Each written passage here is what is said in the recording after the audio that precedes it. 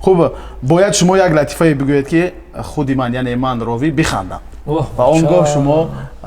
غالبی انامین برنامه میگردید یعنی غالبی انامین قسمی سیو میگردید شما آماده؟ خب آماده بس من هم آمادم شروع میکنیم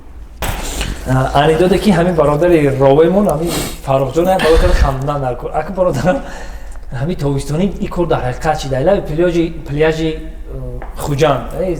دریای سیر میگن که سیر دریا دا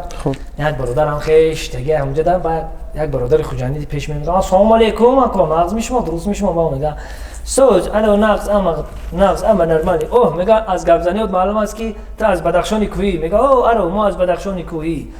همین وقتی که برادر السلام علیکم برادرها خوب هستید اینجا هستید گفتم میگه او انا برادرمون از گبزنیش معلومه که از ولایت ختلان از همون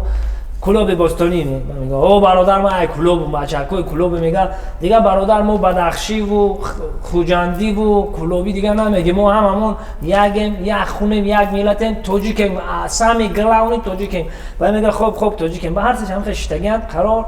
دیگه گپ نمیوان چی گپ دارن با برادر ختلانی مون میگه برادرو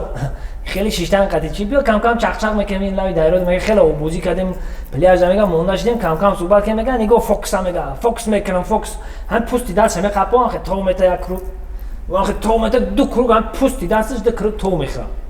با سر متر خیلی جوش میگیره با خوب میگه با برادر بدخشی مون میگه از تو هیچ گپ نمیگه انا بین میگه همین شکم شم خیلی میخپم پوستی شکم شم میکشه یک کرو تومت هم خیلی سرمت با شلق جوش میگیره دیگه برادر خوجندی من چیکار کنم چه نمیدونم آخه میسته میگه فوکس ببینید میگم سر کیف چه میقپ پوست شو میکشه یک شکافی پیدا میشه میگه دیدی هم شکافی را میگه ها خودتون خیت کنید میگه شکافی کجاست سر میده زاتو خالی